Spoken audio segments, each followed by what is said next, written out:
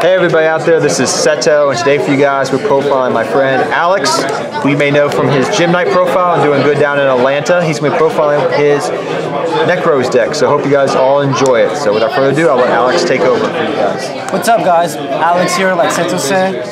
Today I have a deck profile on Nekroz. A deck that a lot of people have forgotten about, mainly because it's not played at all. The deck lost a lot of consistency and power, but I've kept it since then. It's one of my favorite decks to play, and I recently put it together because Prep went back to 3, and I've been playing it around with it around now and then. And I will explain some of the choices that I play because everyone is jumping on the Nekroz bandwagon, quote unquote. For some reason, everyone's trying to play Nekroz right now. Yeah, that's true. I mean, we just got the new, what are they called, Devi ritual cards. They're like man juice, they special summon from hand to search ritual spells. Maybe that's why. But this is a pre-flood Nekroz list. So for starters, I play 3 Colossalos. It's pretty simple. It fetches your spells and traps, even though we don't have a trap card yet, but lets you get to the spells. I know. That's actually not even. 2 Valkyries. I started playing 3, but because Shred got banned, I cut it to 2. Summoning Valkyries is not as easy as it was. Plus, I realized that having the 3rd Valkyrie just clogs. You usually want to have 1 in circulation to like ritual summon, and 1 to use its effect in hand. This is where it starts. Yeah, okay. And if you, I got you, man.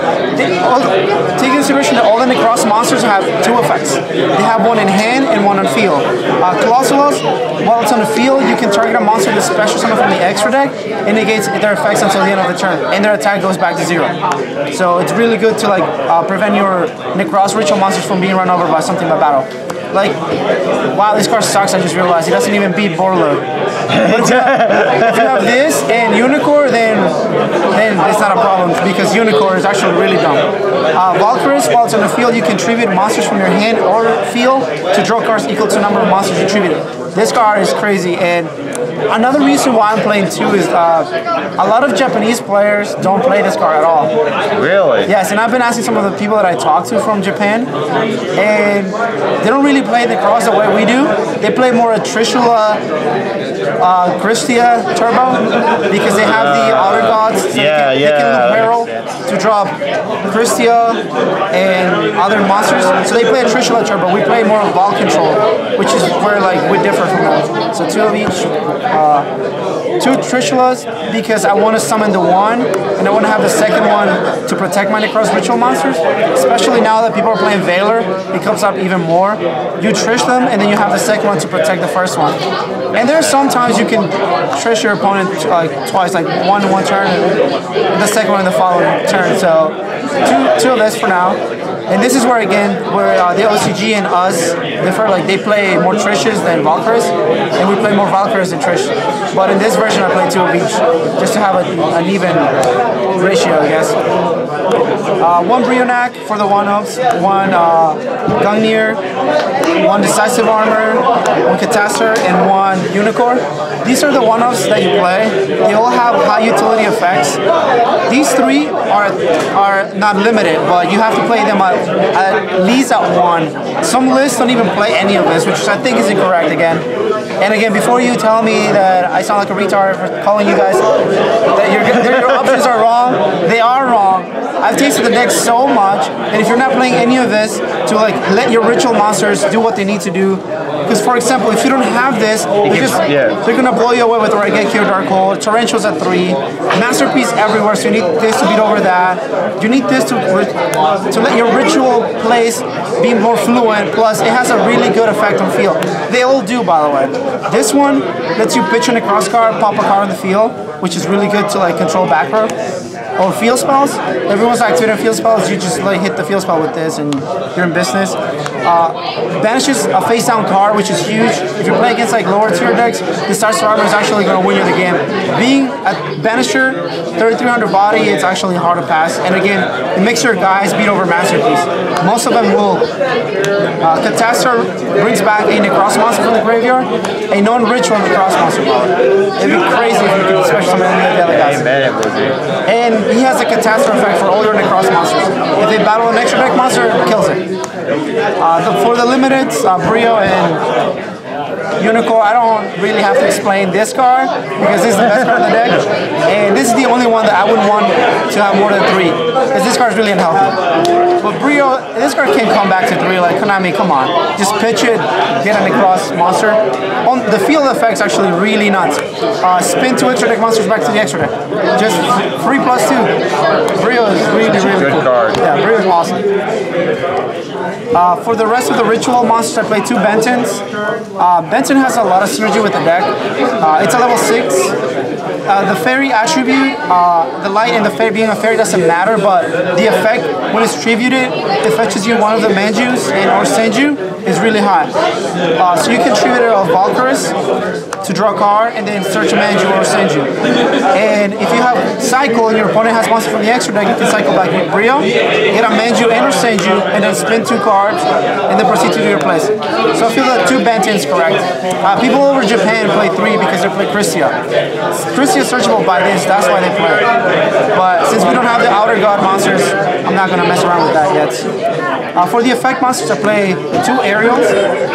Not a lot of people know what it does because no one plays it. It has 2 very key effects. One of them is actually very lackluster, but it still works with the deck. While it's on the field, you can reveal any number of Nekroz monsters in hand, and you can increase or decrease levels. So if you have 3, you can either increase by 3 or decrease by 3. So she helps you ritual summon whatever monster you need for the time. And when she's tributed, she lets you add any of the effect monsters. And I play 1 of each because they're searchable by her. And yes. So I was doing 3 and 1 of each, but because we got prep back to 3, which I'll get back to later, I decided to cut it to 2. So in theory, this is an upstart goblin that gets you ritual fodder. So 2 of those for now. One of these, they have, again, utility effects. When it's tributed, add a Nekroz Dragon Ritual monster. So these 2. When it's tributed, adds a Spellcaster Ritual monster. And when she's tributed, she lets you add any of your banished Nekroz monsters. So because we don't have Shred, you have to like turbo these out or like control what you tribute summon, which makes the deck more fun and harder to play. But I enjoy that. So you have to play at least 1 of them because they have effects when they're banished as well. So this deck is just like, it's just a mess and a bunch of blue cards, but they all work together. It's so much fun. So that's it for the Nekroz monsters. For the support, 3 Manjus and 3 Senjus. You just have to play 3 of these. This is what you need to see in your opening hand. If you don't have 1 of these, you're going to struggle because they are level 4 body that searches you whatever you want. Mainly Manju. And that's why Benton is so strong. Because if you have a Benton, you have like Manjus turn after turn. Because if you get a Benton tributed, get a Manju, normal summon the Benton, the Manju, get another Benton, and this is not once per turn, by the way. So you can keep tributing to get more Manjus to have like all your plays be as smooth as possible. You need these cards to like resolve all your things. So that's it. I'm sorry. And for the last monsters, I play the Gamma or the Cyframe Gamma package because Ash Blossom on a Brio or a Preparation or Rod sucks. So making Omega is actually pretty clutch at times. You can recycle what you banish, and you banish a lot. So that's it. Basically just for Ash Blossom. If Ash Blossom wasn't a card, I wouldn't be playing this. So that's a lot of monsters. For the spells and traps, I don't play that many, but 3 preps. Enough said. This card is a +2 in the deck. It's so good. For the mirrors, I play 2 cycles, 2 mirrors, and 2 kaleidoscopes. I'm not gonna say which one's better because they're all good in their own way. In my opinion, Cycle is the better one because it brings back your guys. But they have like high utility that it makes the deck work. I was testing 3 for the longest, but with prep back to 3, I feel that 2 of each is enough. Plus we have Colossus to search them, so decent number. Rhoda because Colossus equals ritual spells equals ritual monsters on the field. So 1. And for war wipes, decks, I play Raigeki and Torrential, because a lot of the times you'll have a lone Unicorn and or Valkyries just chilling there. You'll have one of these two, and if you have a Torrential, back it up with a hand trap or two, your opponent's going to overcommit, and then you just like blow them up, and then you can just easily ritual summon another guy next turn. And when your opponent has like cards like Masterpiece and monsters that let you summon like Vandy's Feet, no one's playing Vandy's Feet, but like dumb decks like cards like Kaiba that prevent you from like playing the game, you just have an answer for that. So one of those. The main deck's 42 cards. I think I could cut something to make it 40, but I feel like the two Torrential Tributes are like kind of too good not to play, since you can already access everything or whatever you want in the deck because it searches so much.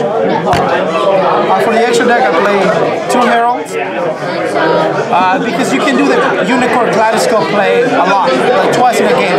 If you're doing everything correct, this will come up, and getting a free +1, sorry pass. Omega for the Gamma play. If you hit an Ash Blossom with the Get Cypher package, and you manage to take another hand trap with Omega, then you're going to be golden because your Valkyries will resolve. So you'd rather have this Ogre than Valkyries. Star Eater in Onimar for the targets. You're never going to summon these, but they're targets. And now explain why you run the black ring, because everybody's going to ask you. Okay, so this one, it's the only target, right? Only level 11 we have. But if you go back on Seto's channel or my channel, he loves black ring. You see that I love this deck, and if I can't play the deck right now, I'm going to play something with it. So Quasar is awesome and all, but this is a level 12 that makes me smile. And people get angry when I like send this because it's silly. For the rank 4s, I play 1 Dweller because it makes all your guys bigger, and everything in the meta, or most things in the meta, get hurt by Dweller. Direwolf to get rid of a pesky back row and search all your mirrors. Honor Arc because I like it. You don't have to play this, but I like it. It's ulti, it's first hit, it's misprinted. So one of those. Tornado Dragon to control back row. Tornado Dragon in Valkyries is really good because they won't be able to like use their field spells to get over Valkyries. So one of those. Baguska because if your hand's slow, you can easily summon a Manju and a Unicorn Seto Baguska until you get your ritual cards going and you just win. Castell for any floodgate really. If you have a monster that's like bigger than 3,000 and you don't have anything bigger than 3,000, you can just spin it around and beat over it. Or put it face down and attack over it, but that never happens. I don't think I've ever activated the second effect to put something face down. I've done it like twice. I had never done it. But it was rare. Game. Very rare. Yeah, game. And 2 League monsters. I wanted to play Toad and Bahamut Shark, but that never happened. No. So I decided to play 2 something that actually come up. This makes all your guys really big, so it's not actually that hard to summon these 2. And if you do, they're all both plus 1,000. Because you'll have even water. And all your guys are like gigantic. So and all your rituals are also water, so that makes them. And this card as well. is game. Like this card is actually so crazy. For a lit 2 that has a no attack, it's nuts. Basically, your opponent will be taking whatever monster you're attacking with like directly because this card is crazy good. Like I think it's too ahead for its time. It's way too good. And it's dark, but it's for the extra deck. You can switch around a lot of cards. Like you can cut this to add the second target for this. You can cut like someone like the Omega to add a Toad and other stuff, but that's mainly it. Let me know what you think of the deck. If you have any questions, as always, comment down below. Come to my channel or ask Seto. I will put his channel down in the comment section below for you guys if you want to check him out. And if you have any comments or any questions, he'll be down in the comment section and can answer them for you because he always is on his videos. So until next time, guys, take care, everybody. Hope you guys enjoyed the deck profile.